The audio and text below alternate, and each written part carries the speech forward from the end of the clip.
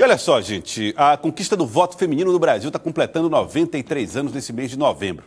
Em 1934, o sufrágio feminino passou a ser previsto na Constituição Federal. Mas ainda existem obstáculos que as mulheres enfrentam no espaço político. Confira a reportagem feita por Nájila Fernandes. No Brasil, antes da década de 30, as mulheres não podiam votar, não podiam eleger quem elas queriam que as representassem nos poderes municipal, estadual e federal. As mulheres eram vistas muitas vezes como sujeito que tinham essa condição de dependente do pai, do marido, e isso não possibilitava essas mulheres a vivência nos espaços públicos. O direito ao voto pelas mulheres foi concedido há menos de um século, há exatos 91 anos, por meio de decreto que criou a Justiça Eleitoral pelo então presidente Getúlio Vargas. Para essa conquista, os movimentos feministas no início do século XX contribuíram bastante. Hoje, no Piauí, o número de mulheres no legislativo poderia ser maior. Apenas 5 estão entre os 30 deputados. O direito do voto foi resultado de uma conquista de lutas históricas, né? E o que a gente vê hoje ainda? A gente vê os partidos políticos, né, ainda terem alguma dificuldade na hora de preencher uma cota que também foi resultado de lutas históricas. Hoje a gente tem o direito de participação de uma chapa, né, de 30%. Mas o que acontece? Boa parte das mulheres, elas ainda não têm a consciência da necessidade da participação dela nesse processo eleitoral. 24 de fevereiro de 1932. Essa é a data em que o voto feminino passou a ser assegurado no Brasil, 39 anos após a Nova Zelândia permitir que as mulheres tivessem esse direito.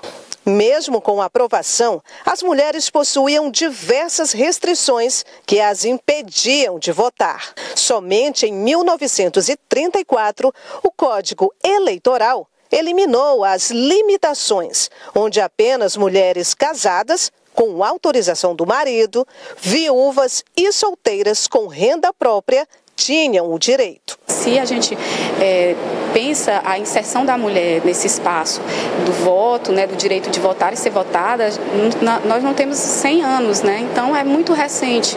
Existe ainda um caminho muito longo a ser percorrido. No Piauí, só em 1970 foi eleita uma mulher como deputada. Josefina Ferreira Costa foi a primeira deputada estadual do Piauí e a segunda do Brasil. Ela cumpriu o mandato de 1971 a 1974. Dados mais recentes do Tribunal Superior Eleitoral mostram que dos 156.454.001 do eleitorado brasileiro, 52,65% são mulheres e 47,33% são homens.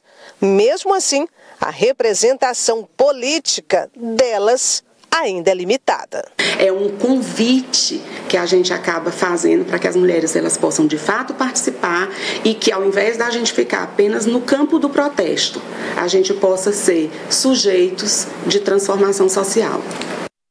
Estamos falando aí de 93 anos. É claro, sabe, que muita coisa se viu nesse Brasil 93 anos depois, né? Nós já tivemos uma mulher presidente da República, uma piauiense governadora, a governadora Regina Souza, né?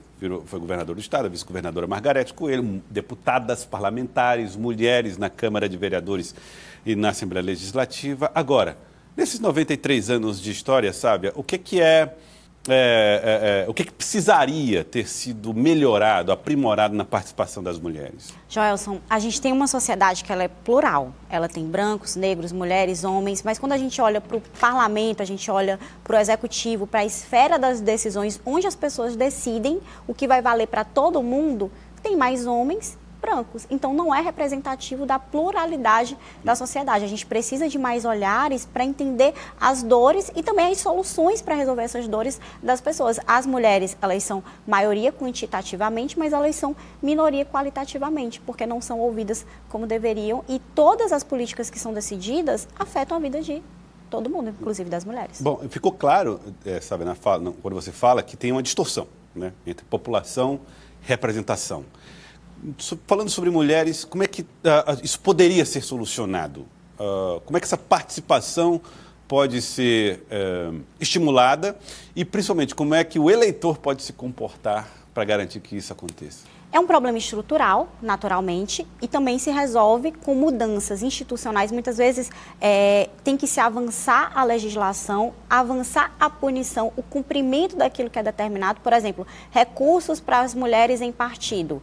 Isso está na lei, tem que ter o recurso para elas. Mas na prática isso acontece, a gente vê casos e mais casos da Justiça Eleitoral julgando candidaturas laranja, em que as mulheres estão ali para cumprir uma cota, mas elas não têm igualdade de oportunidade efetivamente. Eu acho que para o eleitor também conseguir olhar essa mulher não só como mãe, como dona de casa, como profissional, mas como alguém capaz de contribuir para o debate público. Eu acho que a gente também faz essa meia-culpa, né, por colocar a mulher sempre numa posição da esfera do doméstico, não da esfera pública, mas como um todo, eu acredito que precisa melhorar a nossa legislação, precisa melhorar também a punição pelo descumprimento dessa legislação, não é suficiente, mas ajuda, e a base de tudo é a educação, é a escola, né? Você começa ali ensinando e mostrando que somos todos iguais. Na posição em que nós estamos, né, Livaldo, fica difícil para a gente fazer essa análise, né, não estando no lugar das mulheres, mas há uma constatação, a dificuldade que os partidos têm tido de formar chapas com participações femininas. Né? É verdade, mas eu concordo plenamente, não só com o que foi abordado na reportagem, como os argumentos aqui apresentados, a abordagem feita pela Sávia. Porque a legislação, ela precisa avançar, mesmo considerando que evoluiu bastante, com espaços para resguardar a presença da mulher na política, em postos de decisão. Sobretudo no parlamento, que é onde as leis são elaboradas, as decisões são tomadas, no poder executivo da mesma forma. Agora, é preciso, além do avanço legal, o avanço da legislação, o cumprimento dela, inclusive com normas duras para punição em casos de desvio de conduta por parte de partidos, de conjunturas políticas que desfavorecem na prática a presença feminina na política. Então, nós estamos numa evolução lenta, é bem verdade, extremamente lenta, mas espero que esse processo seja acelerado e a mulher assuma o papel que verdadeiramente merece na política brasileira. Você vê perspectivas positivas para o futuro, sabe, nesse particular? Eu sou uma otimista, uma iluminista. Eu acho que a gente avança, né, quando enfrenta e abre os problemas, né? Não adianta fingir que não existe um problema. O problema existe, as mulheres ganham menos, elas são menos valorizadas, menos respeitadas, mas há um avanço. É só olhar para 50 anos atrás e olhar para agora, né? Acho que a tendência é melhorar. Tendência a melhorar e que melhore mesmo, gente. Sábia, quero agradecer a sua presença, a sua participação no Jornal do Piauí de hoje. Uma ótima tarde para você. Ótima tarde, segunda-feira, direto de Brasília. Direto de Brasília, Sávia Barreto. Elivaldo Barbosa, um abraço para você também, Elivaldo. Isso, Joelson, boa tarde, Sávia. É muito bom estar com você presencialmente esses dias. Continuaremos na segunda-feira, você de Brasília e nós daqui. Um feliz final de semana. Muito obrigado a vocês dois.